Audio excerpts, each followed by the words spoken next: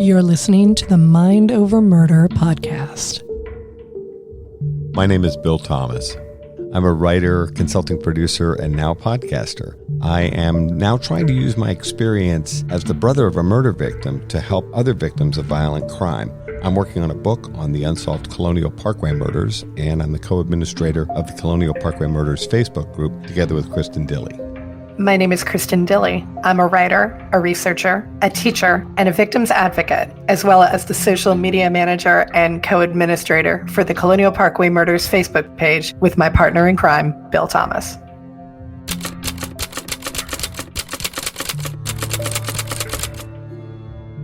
Welcome to Mind Over Murder. I'm Kristin Dilley. That makes me Bill Thomas. And we are back today with one of our favorite guests, retired supervisory special agent James R. Fitzgerald, also known as Fitz. The man, the myth, the legend. Hi, everybody. Thanks. Great to be back with you again. And I'm only a myth, not a legend. Let's just keep that straight. We can just refer to you as mythical. There you go. Fitz, thank you so much for joining us again. And we, of course, had a wonderful time speaking with you last time about the Laura Crane case. But we wanted to have you back to talk about probably the case that you are best known for, which is the Unabomber case. Yeah, little did I know, the year and a half or so I spent in the early 90s working the Laura Crane case, which was a big case to me at the time, and certainly the New York State Police, and at least the New York division of the FBI. Then all of a sudden, 2 years later, I'm smack dab in the middle of the Unabomber task force. And it's funny how within a matter of a year or two, things can change that drastically. But I learned a lot from the Laura Crane case, and I certainly applied some of that to the Unabomber case once we got rolling there. There's a little bit of a tendency, civilians, we tend to call it the Unabomber case. My understanding is that's actually a media creation. In other words, the FBI called it the University and Airline Bomb, BOM case. And so you all refer to it as the Unabomber case, but then civilians tend to call it the Unabomber case because it sounds like the newspapers started calling it that. Is that correct? Neither is wrong. The FBI, this case was first called the Junkyard Bomber case, believe it or not, because the components of his IEDs, his improvised explosive devices, aka bombs, they were virtually untraceable and made from spare parts and jury-rig parts. So his earliest name was Junkyard Bomber. Somebody in FBI headquarters, his name is lost to history, decided to employ university and airline bombing case because they were the early victims of this person. So, of course, that became an acronym, Unabomber. And I think if you're going to add ER onto it, that's a designation of a person. So the Unabomber case was, of course, the suspect would then be the Unabomber. And I'm not sure who first coined that phrase or that term, I should say. But either way, either you can say the Unabomber case or the Unabomber case. Doesn't really matter. Everyone pretty much knows to what they're what's being referenced. And yes, it is an acronym standing for the early victims of this bomber. He later moved on to computer stores and marketing executives and forestry lobbyists, et cetera. They didn't change. They never did change the acronym. So, Fitz, for people who may not be aware of the components of the case and how early this case actually started, which was 1978, I think I've got that right. Can you walk us through the Unabomber case? Who was this guy? Where did he start? Just walk us through and give us an overview of the case, if you would. It did start in 1978, where a package was left in a parking lot of a college campus in Chicago. It was later determined that it was supposed to be mailed. It had a return address, primary address, and a bunch of stamps on it. But it was about, a few hundred feet from a U.S. postal mailbox. And it was determined that the box, would not have fit inside the slot. So that was with the first device. The later to be called Unabomber actually made a big mistake. He designed it too large to put in a traditional mailbox. So that's why it was put in the parking lot. Somebody picked it up, took it to the professor who was on the return address, and lo and behold, it did detonate. Fortunately, nobody was seriously injured. So that was the first bombing. I believe that was May of 78. And then 4 more occurred, either placed in the Chicago area or mailed from a Chicago post office box or post office area zip code. And that's when it all started. And then it continued through the early to mid 80s with the Unabomber's first homicide, not until his 11th bombing in 1985 in Sacramento, I believe. Then a few more bombings at universities and airlines. In fact, in 1980, going back again, an American Airlines flight was almost taken out of the sky mid-flight because the altimeter hooked to the device, in fact, caused it to detonate. And it did blow up in the cargo hold of the ship, of the aircraft, I should say. And smoke came through the cabin with the passengers and the crew. But luckily, the pilot and co-pilot could safely land it, and there were no long-term injuries. But if that device would have fully succeeded as the bomber wanted, it would have killed over 220 people. And it's interesting looking back with even this past weekend in Nova Scotia, of all places, where 16 people were killed. And the headlines that makes, the Unabomber only killed 3 people, injured about 24, some of those very seriously with missing fingers and parts of their hands and other injuries. By today's standards, Unabomber's numbers are not all that high, but because he lasted over 17 years, he became notorious. He became, if not famous, infamous. And then he started taunting law enforcement and writing to the media. And he just became public enemy number 1 by the early to mid-90s in the U.S. And that's when the FBI finally set up a separate task force to catch this guy. By April of 1996, he was under arrest, and I was glad to be a part of that team. When I look at the list of bombings, maybe I'm reading into this a little bit, Fitz, but it almost seems like at the beginning that it might not have been his intent to kill people. In other words, the first couple of bombings result in minor cuts and burns, obviously a very frightening thing, but no fatalities. Does he seem to escalate over time, or did that seem to be part of the mix? No, and I wasn't involved in the Unabomber case in the early days, but reading some of the reports when I was finally brought on board in July of 95, these devices were designed to kill. They just didn't always detonate as powerfully as the bomber would have wanted. I had the advantage, of course, after his arrest, of going through his cabin and attaining 1,000 separate documents that he wrote while self-quarantined in his cabin all those years. And he did it for different reasons than a pandemic, of course, more mentally quarantined than anything. But in those writings, in his diary, his journals and notes he kept, he was very frustrated he wasn't killing people early on. Okay. And he constantly had to practice and do experiments, as he would call them, and he would write out the protocols behind each experiment. And at the end, this more shrapnel, more explosive devices, or more explosive material, et cetera. No, and we've learned from early on that bombers, it's not so much escalating, it's that they just get better with their trade as they go along. We learned through research over many years with other serial bombers that it's not so much that they escalate as they move along, but they get better at what they do. And they'll practice in the fields, in the woods, whatever may be accessible to them to, in fact, improve their work product. So it did take the Unabomber 11 different tries until finally he hit the Rentec company in December of 85. And that's when he was successful in having his first kill. And he was very proud of that fact. And he wrote in his journal how excited he was that he finally had a success. And then he did much better, quote unquote, in his eyes after that with a few serious injuries. But then his last 2 bombings in northern New Jersey and in Sacramento, California were both fatal. And that's when, of course, he put out his deal to his offer, actually, is the term he used, to the New York Times, that if you publish my article, I'll cease and desist from bombing for purposes to kill. So he definitely got better along the way, as most serial bombers do. If they're really bad to begin with, they blow themselves up, either with the first device or maybe even before in their practice runs, and you never even hear about them, or they just, obviously someone was killed with their own device. But the better ones will not only survive and keep their hands and fingers, but they will learn to make their devices more powerful and get better with time and be more dangerous to the public at large.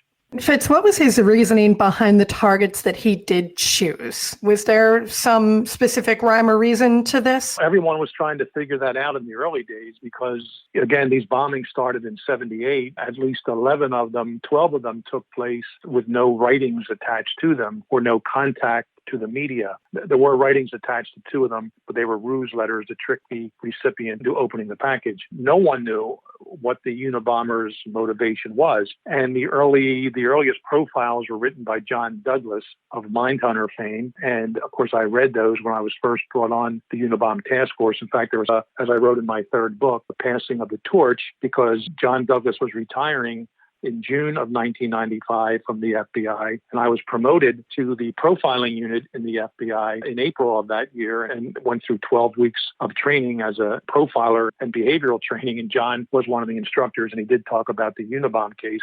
I didn't even know then that I would be assigned to the task force in San Francisco. But nonetheless, he was writing the earlier profiles about that. And what he was saying was the targets of the Unabomber were mostly representational because every victim, if they specifically received a device addressed to them in the mail, or it was placed in a parking lot outside of a store or on a college campus somewhere, every victim and every person associated with that building, that institution, whatever, within reason, was searched, and research projects were undertaken. Everything from where they got their cut to where they rented videotapes or anything, depending on the time frame, or libraries they went to, whatever, and nothing could ever be put together. No nexus could be made of any of the victims to each other or to one person or even one geographic area or school, anything like that. So I'm not sure if Douglas and the early profilers coined the term representational target, but that's certainly what the Unabomber's targets were.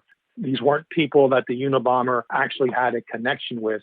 It's what they or their companies represented. So he didn't like airlines, it seemed. He didn't like universities, it seemed. Expanded a little bit by the mid-'80s to computer stores. And what's the nexus of all of these? Obviously, at least two of them are advanced technology, the airlines and computer industry. Universities, put that in its own category. Maybe they're teaching things this person doesn't approve of. But it wasn't until in 1995 when some letters were written to the New York Times about his upcoming article to be published. The media went to call it the manifesto, where in some of these early letters predating the receipt of the manifesto, that the Unabomber really starts explaining that his group, FC, are in fact against the Industrial Revolution and all it stands for. And we feel we have to bomb people and kill people to get our points across. And that's the first time any sort of motivation was, in fact, listed by this bomber. And it was, again, anti-technology, anti-industrial revolution, anti-modern times, certainly in the West. And this person and his group was ostensibly against it. And again, they had to put bombs out there and mail them to people and place them at locations to get their points across. So and to this day, there's no one victim of the Unabomber that can be tied to him directly. Turns out that one or more of the devices were at Berkeley, and he was a professor at Berkeley, meaning Ted Kaczykinsi, when we eventually identified him. He had no other connection to no direct connections to any other locales, except the early bombings in Chicago. He was living there again. He came out of the cabin for 2 years, and that's where he was residing. I almost had the impression from the things I read about Kaczykinsi that there was in addition to the anti-technology philosophy, if you will, that you talked about, that there was almost a pro-environment. In other words, more nature, less modern age. In his mental illness, that was something he was seeking in this ultraviolet. It was. And in fact, his ultimate solution, if you read through the entire manifesto, which is long, I did probably 100 times in whole or in part, but his ultimate solution was that society as we know it should be basically disassembled, and we should go back to being not an industrial society, but an agrarian society. And we should be living in tribes of no more than 30 people, and we should be living off the land, and we can be hunting animals, what have you, and growing our own crops. And that is the way that humankind is meant to survive, is meant to prosper, not with the crowded conditions of the large cities and being affected by big government, big fields of psychology and psychiatry, all of these that, of course, see this group, which we were convinced Douglas was, and so was I when I got on board. It was only one person, but it's written in plural a sense, so that this FC group was against all these ways of life, and only an agrarian lifestyle would in fact be the answer to this. So that arguably explained going after airline and computer stores and perhaps even universities. But we somehow also thought that there may be some other deep-rooted factors and reasonings behind the choice of these particular victims, not even an airline company itself or a particular university, but something else that it represented. And it turns out we were right, but we didn't get the specifics of that till we read Kaczynski's own private words that we found in his cabin post-arrest. The FC felt like, and again,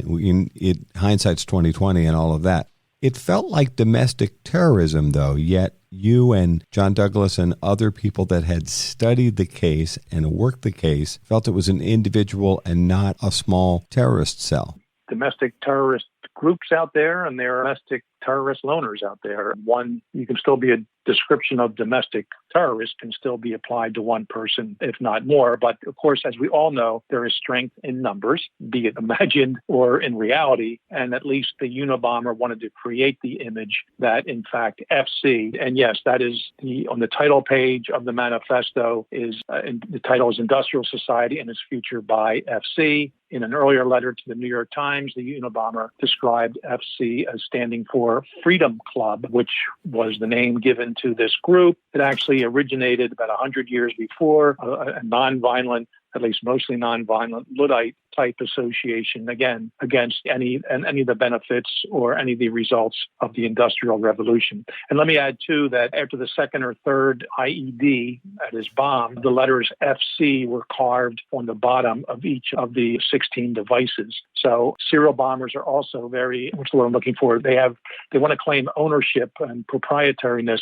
to their devices. So they want to make sure that law enforcement and others know that these aren't copycat. These are from the same person and not somebody else trying to mimic what's being done. And of course, it was never released to the public that FC was carved on the bottom of these devices, so that helped our bomb techs be able to, in fact, say, yes, this is another device from the Unabomber, not some copycat. So in addition to that manifesto, which I know most people are familiar with, that wasn't the only Unabomber document, though, that you had to work with. Is that right? You had several others. Oh, yeah, there were 14 in total. The first two were what I later came to call, when I was assigned to the UTF, the ruse letters. And the first one was a 1980 letter that came into the mail to the then president of United Airlines, Percy Wood. He lived in suburban Chicago, and it was a letter saying, hey, I followed your career. I know you're the president of a big airline. Here's a book I think you would find interesting. It's called Ice Brothers. I'll send it to you in the next day or two. It could help you run your organization, so forth, so on and so forth. And sure enough, 2 days later, a book comes in the mail, and Percy Wood opens it up. But the inside of the book had been hollowed out, and so it looked like a regular book from the outside, covered all the pages, and then he opened it up, and a flash and a bang, and he was seriously injured, but again, fortunately not killed. I believe that was the fourth device. That was in June of 1980 of the Unabomber. So that was the first letter. And then the next letter from the Unabomber wasn't until 1985 with a package going to the Dr. McConnell, a professor at the University of Michigan. And that was all one mailing. And the cover letter was saying, hey, Dr. McConnell, I'm a PhD student at the University of Utah. And I'm paraphrasing, of course. But check out my dissertation. I'd like any advice, any words you could give me. And of course, there's a thick sort of package underneath that the professor was supposed to open. He didn't open it. One of his research assistants did. It blew up, injured this person seriously, but luckily he lived. So they're the first two letters.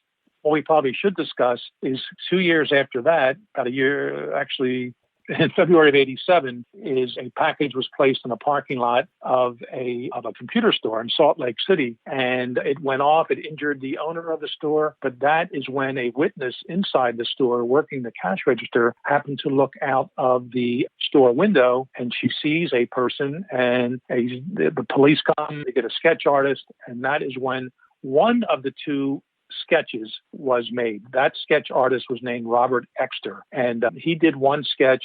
A few years later, they brought in another sketch artist named Jeannie Boylan, and she did a sketch which became the more famous one, if not iconic one, of the Unabomber. And I'm sure you and your listeners have seen it, with the guy wearing the hoodie, with the aviator sunglasses, curly hair coming down over his forehead. And because that went public, or because at least one of those, the initial composite went public, all of a sudden the Unabomber shuts down for what turned out to be 6 full years.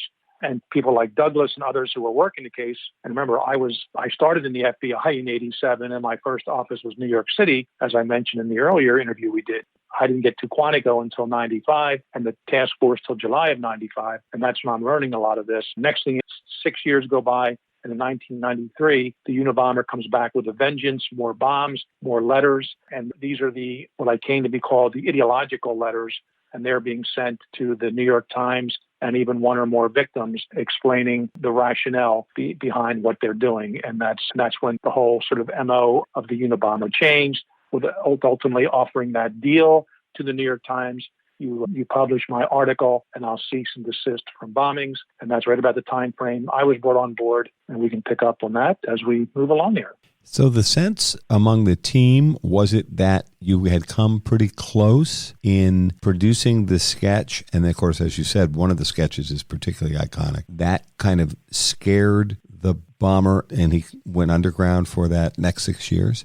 Yeah, and I learned in my New York days and even as a police officer before that, and certainly in my profiling training, if this divides the truly mentally deranged from those who still can think cogently and think on their feet and alter left or right if they have to. This means that this person was not doing this for money, was not desperate. It's obviously not a sexual crime where some sort of need-driven behavior is driving it. He thinks he almost gets caught in 87, and he has enough wherewithal and enough impulse control, if you will, enough control over his psychological makeup, again, if you will, that he can cease and desist his own behavior in this regard. And as I learned later, reviewing this case, the people who were working this case, the Douglas and others investigators, were thinking, all right, what happened to this guy? Either he got arrested for some other crime, perhaps he blew his hands off, practicing with some devices, or even killed himself. Sometimes, like in the case of BTK, another serial killer, he got married, had some kids, and he slowed down a little bit, or at least for a few years. And we realized that some criminals, they have actual lives besides their killing behavior and or raping if they're serial rapists, whatever. And they can, in fact, control these impulses. Others can't. But we learned early on for 6 years, this guy could say, no, I'm not going to do it anymore. I'll decide when the time is. And obviously, starting in about June of 93, the bombs came back, the letter writing came back, and there was a whole new sort of second campaign launched by the Unabomber. And it was in late 94, actually in the middle of 94, that we said the FBI under Louis Freeh, the Department of Justice under Janet Reno said, we got to put a task force together. We got to take this serious. Since all the devices at this point were being mailed, none were being placed because that's how he almost got caught. So he changed his MO, his modus operandi, no more placing of devices, only mailing them. And all the bombs were being mailed from the San Francisco Bay Area. So that's why they chose to, in fact, set up the task force at the San Francisco division of the FBI. And even when I came on looking at everything that's been happening, I said the Unabomber probably lives within 200 miles of San Fran, not right in the city, not in the East Bay or Marin, but he's probably further out. But it turns out we were all wrong about that. He lived much farther away, and he had a much more difficult time getting there, but he still did it to complete his mission each time. You're listening to Mind Over Murder. We'll be right back after this word from our sponsors.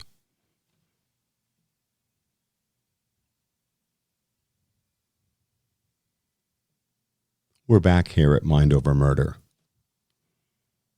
In your book, Journey to the Center of the Mind, especially in book 3, you talk quite a bit about the Unabomber case. And then in the movie version of the story, where there's a fictional version, but based on you, we do see him climbing on a bus, is my recollection from reading and watching the movie. And he would take these long rides from his isolated home in the woods to the Bay Area to send these packages. What distance was he traveling? Yeah, and just so we don't confuse anyone, Bill, it was a mini-series as opposed to a movie. Oh, so, I'm sorry. You're absolutely right. People may be scrambling, where's the Unabomber movie with Fitz in it? So it's a mini-series, Manhunt Unabomber, now on Netflix, still on Netflix. Yeah, so you can watch it now or go back and watch it. And he did. He was bent on, he never mailed any, when he did mail items, he never mailed them from anywhere near where he lived in Lincoln, Montana. And there was a post office right in his town, but of course it would make no sense to mail anything there, either letters or IEDs. So he would travel to either California or Utah to either mail or place his devices. Just a little bit of a background on Kaczykinsi. He was a Berkeley, grew up in Chicago, went to Harvard at 16, had his PhD, 25, And he was hired right away at University of California, Berkeley, to be a math professor. He was a genius in mathematics. And he spent 2 years there, then just got frustrated and quit. And he decided he first wanted to buy property in Western Canada, but the Canadians wouldn't give him a visa or a permanent residency, whatever they would call it, and probably a pretty smart move on their part back then. So he decided to move back to the States, found property in Montana, 3 acres or so on the side of a hill, and he built his cabin there, and he lived there from 72 to 78, 6 years by himself. And I should say the cabin, 10 foot by 12 foot, no running water, no electricity, just what it was. He could live on $200 a year. He would help some of his neighbors dig fence posts or do other odd jobs around their properties. And he could live on that. He'd buy himself some sugar, flour, ammo for his .22 rifle, and that's about all he needed. However, in the latter stages, especially in stage 2 of his bombing campaign, starting in 93, he needed more money. And he implored his mother, who was now a widow, they were in the Chicago area. She moved closer to be by her other son in upstate New York. Ted implored his mother to please send him money, insurance policy money from his father who had recently died. And poor Mrs. Kaczykinsi didn't know this, but from 93 on, she was actually financing his purchasing of bombing materials as well as his long bus rides and even hotel stays during the tail end of his campaign. So, of course, she didn't know this. It's not her fault, but he was receiving a few different checks from her for about $1,000 each. And that's what helped finance him at the very end there. That was his lifestyle, and that's what got him by. He didn't seem to mind the long trips. And can you imagine carrying not just your clothes in a backpack or a duffel bag of some sort, but you're going on about a 1,500-mile bus ride, give or take, carrying a live improvised explosive device. And it wasn't quite triggered yet. He had a safeguard system within it, but still pretty scary nonetheless that the bus didn't blow up, he didn't blow up, and he managed to get it not only to his ultimate Bay Area location each time, but also get it into a mailbox where it fit. And it traveled through the mail without detonating until it finally was opened up by the particular victims and the spring mechanism was released. And that's when the fuse was lit. And of course, it triggered the explosive material and the extra shrapnel that he was building into his devices at that point in time. And shrapnel is designed for one thing, and that is to rip flesh. And that's what he wanted done. And he was very successful at the tail end of his career in doing so. The miniseries did an excellent job really bringing all of this to life. You do get to see Kaczynski's cabin and how he lived. And even I do remember one of those very harrowing bus journeys where you're sitting there going, is this going to explode? Is this going to explode? He's got a live bomb in his lap. Is this going to explode? So they did a really excellent job on Manhunt Unabomber. I really can't commend them enough for the excellent work that they did. And actually, since we're on this subject, what was your involvement in Manhunt Unabomber? Yeah, thanks for those words. I think they did do a very good job on the series. I think Sam Worthington portraying the Fitz character, that's me, and Paul Bettany portraying Kaczynski, the Unabomber, they 2 A-lister actors that did great jobs there. They hired me as consulting producer. My good friend Jim Clemente and another friend of ours, Tony Gittleson, came up with the early storyline of it. Basically, the early storyline, if anyone's read the final chapter in my book, chapter 20, about the Unabomber case, it very closely mirrored that chapter in terms of the facts, the chronology of matters. And the series got almost everything right, except the writer and director, despite my protestations, insisted on scenes where the Fitz character is sitting across an interview table or whatever the scenario is with Kaczynski. Kaczynski didn't talk to any law enforcement once he was arrested. He barely talked to his own defense attorneys and defense investigators.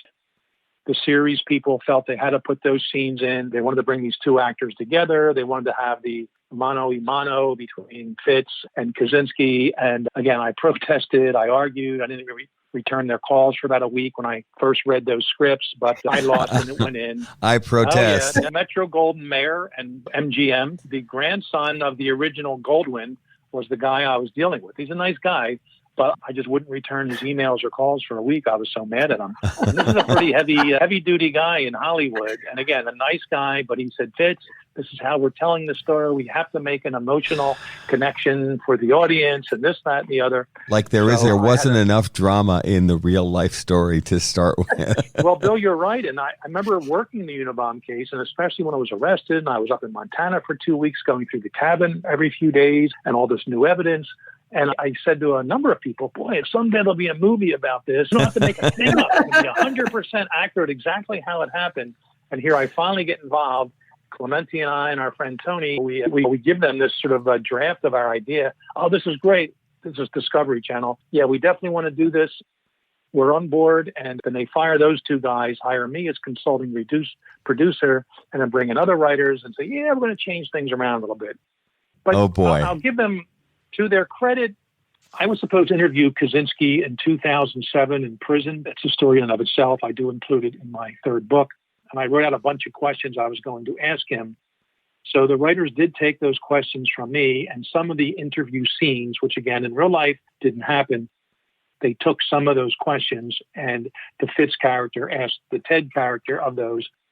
And of course, we had the personal writings of Kaczykinsi we found in his cabin, his journal, his autobiography, his notes, all these related sort of documents about his personal life. And some of the responses that the Ted character was giving Fitz came from his own writing. So in a way, it was questions I would have asked and arguably answers that Kaczykinsi already provided that they built into the miniseries. So although it was a quote unquote violation on my part of the accuracy in storytelling, on the whole, consider they were borrowing it from real life questions and real life narrative of Ted. To me, it still added some level of realism to it, or at least not as much of the fictionalized part. But the rest of it, and the descriptions of the devices and the names of the victims, the time frames, and David Kaczykinsi, his wife Linda Patrick, their mother, how they were concerned about these things, I thought were portrayed very accurately. And also for the record, I got along well with my colleagues at the task force. In the mini-series, it makes it look like we have an adversarial relationship. I did have some people that didn't exactly understand what I was doing. They sort of poo-pooed any sort of text analysis or language analysis that I was doing. Others didn't want the manifesto published very specifically. I know who they are. To save them from embarrassment, I didn't include their names in my book. It did lead directly to his arrest. I don't think you can argue with that. No, and I was one of the first persons proposing we publish this thing. And others were saying, no, then every nut job out there will want their article or manifesto published, and so we'll take our chance. And hey, we have this new internet thing. What's it called? FBI.gov. Let's put it on there too. I was part of the team coming up with these ideas. But eventually we had to convince some people on the task force that we should tell director Louis Freeh it should be published. And then Louis Freeh had to go to Janet Reno and say we would like it published. And she, collectively, a team had to go to the New York Times people and say, we would like it published. And they finally agreed to do it, although ultimately agreed to have the Washington Post publish it for tactical reasons, which was covered in my book and, of course, the miniseries. But we can also discuss that here if you would like. You can make a case, too, that Freeh and Reno took a pretty big gamble in deciding to publish the manifesto and put this stuff out there. They did, and you could argue the New York Times and the Washington Post, too, although if you ever read the actual version of the manifesto, you'll see there's a caveat that the Times and the Post put on at the very beginning of it, washing their hands, that they were strongly encouraged by the FBI to publish this. So they wanted to keep their journalistic credibility. Even back then, they were trying to do this intact, that we're only doing this because the FBI strongly suggested we do it. So if anything goes wrong, it's not our fault. It's not our fault. Yeah, there's a lot of that. Of course. So, CYA. Plausible deniability there, yes. But no, everybody to their credit, when we eventually came up at the UTF level, and I was one of the first proponents of it, because I'm the guy studying this whole thing from the language perspective, and I said, boy, there are so many arcane and idiomatic language usages, and this whole can't eat your cake and have it too thing with the verbs transposed, how we would normally say it. I said, we got to get this out here because someone will recognize it. Who knows? A teacher, a professor, a family member, a wife, something like that. And here it was a very close family member. First, his sister-in-law he never met, meaning Ted Kaczynski's sister-in-law that he never met, Linda Patrick, is the first one that read it. And then she came home from her trip to Europe where she had read it, I believe, on FBI.gov and told her husband, David, you may want to look at this Unabomber manifesto thing. It looks just like those letters your brother used to send you from the cabin in Montana. He's a guy, David, I never met. And sure enough, he said, yeah, my brother, the Unabomber, you got to be kidding me. He took like a whole month. And he finally sat down and read it, and he had one of those holy what moments and said, this may be my brother. I better get a lawyer. And the rest all came together by February of 96. And that's when I had left the task force in December of 95. And the miniseries makes it look like I was fired or thrown off the task force. I wasn't. My bosses in Quantico wanted me back to work other cases. That's where I was originally hired to. It's all the FBI. I was promoted to the profiling unit. And there's other serial cases of various types that they wanted me to work. And here I am focused on this one big case. So I come back for about 2.5 months. And the whole time, the UTF folks are sending me documents. Hey, you know the manifesto better than anyone. Look at this guy's writings. No, not him. How about this guy's writings? Nope, not him either. Finally, I get a 23-page document as accurately portrayed in the series. And I look at that and say, I call back the UTF people and say, you've got your man. They said, all right, Fitz, you're coming back out here. And that's when I went out for the second tour of duty, so to speak, at the UTF. And that's why within about 6 weeks of me showing up there, we had Kaczynski under arrest. The document where you called your colleagues and said, you've got your man, what was that document? I was considered the language guy. I wasn't a linguist yet. I had my master's in psychology at this point, but I had not even started classes, didn't even think of another master's in linguistics. But I went out there, and for whatever reason, I just focused on the documents, and they liked things that I was finding, including in the second document from 1985, reading it straight down the left-hand column. I saw the words, this is the letter to Dr. McConnell, and no one had ever seen this before, but it spelled out, Dad, it is I.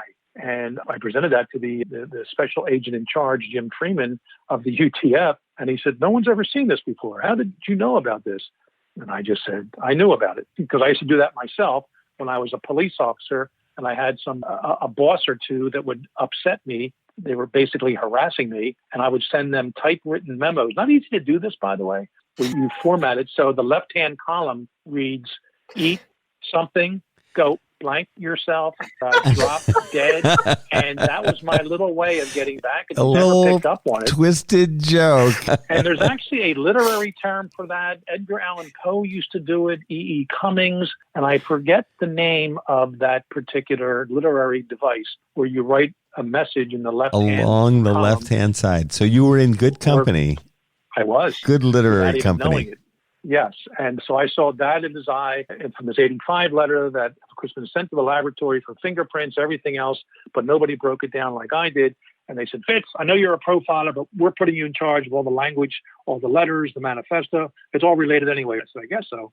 So, Bill, to answer your question, I'm looking at, we had 2,500 suspects by December of 95. Some named, some unnamed, some only described as riding the BART subway system in San Francisco or the New York transit system, whatever. But other names would come up and we'd get some known writings of them. And I would look at them. And again, I was not an expert, certainly not in linguistics at this time.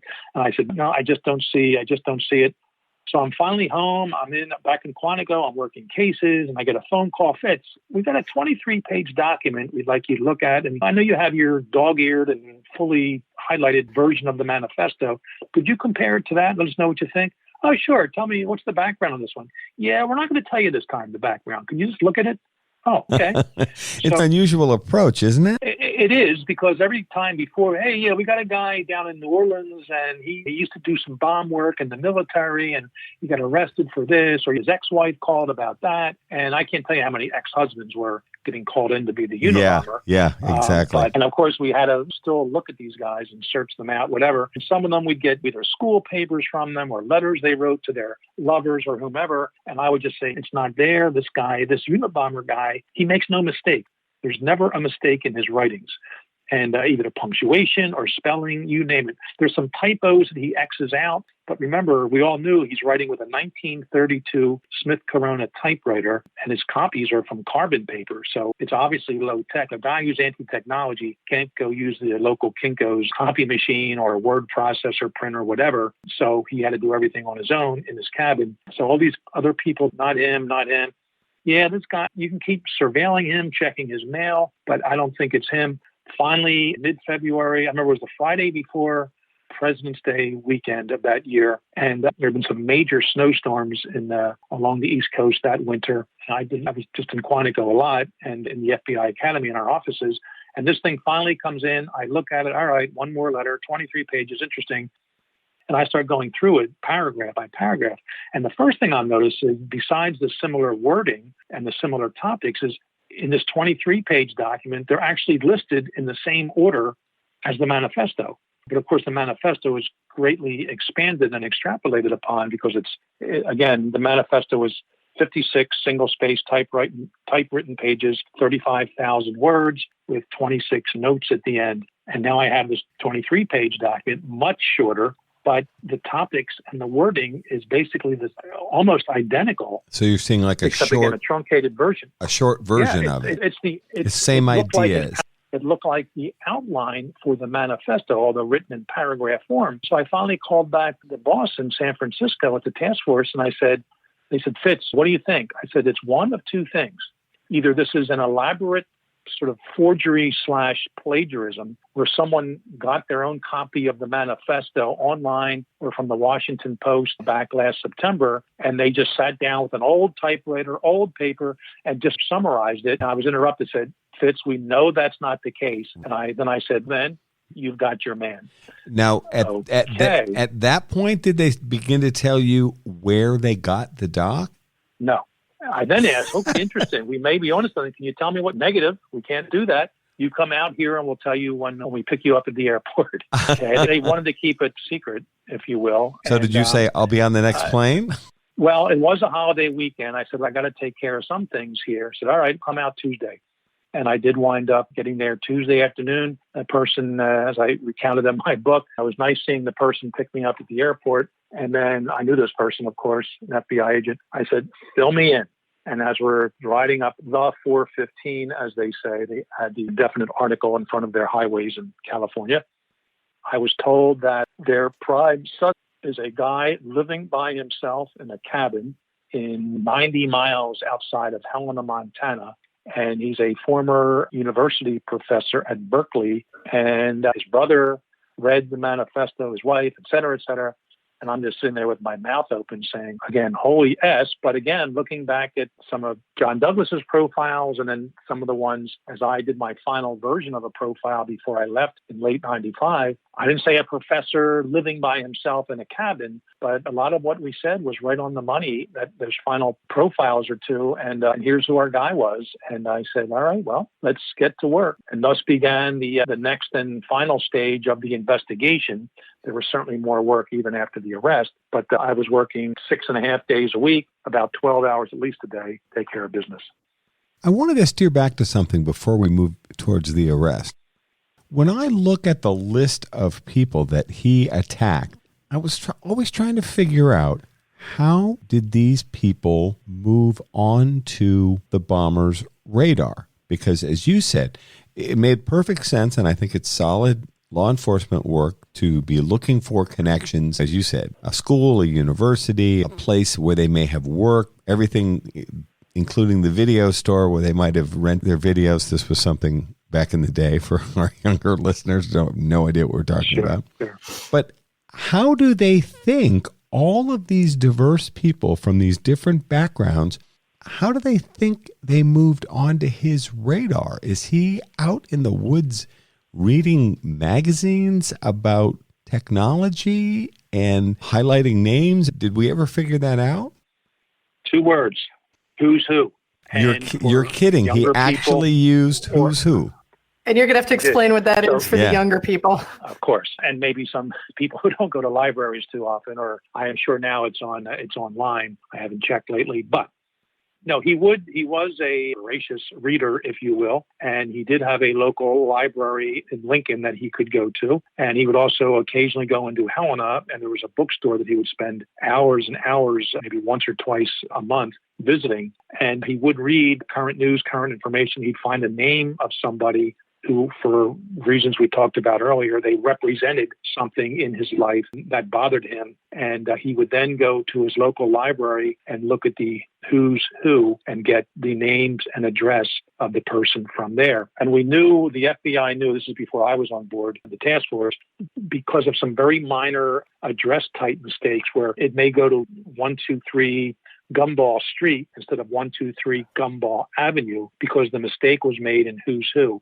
And they found about 4 examples of that with different victims, with different mailings. And they realized these were all consistent with who's who. So the FBI knew that the Unabomber was, and there's no online back most of his days, no internet. So they know he was going into a library and using this big, thick book. If you can remember, and for the younger people out there, it was a reference book that you couldn't check out. They had it in the reference section of the library. And I think it was always, as a little kid, I remember going into the library and what's the thickest book you have here, man? Well, it's over here too. And the thing was about 8 inches thick, and there was always at least 2 volumes, maybe 3 of it. But again, it wasn't designed to check out. Join us again next time as we continue our conversation with retired FBI profiler James R. Fitzgerald as he continues the conversation and moves the Unabomber closer to arrest and conviction. Thanks for listening to Mind Over Murder.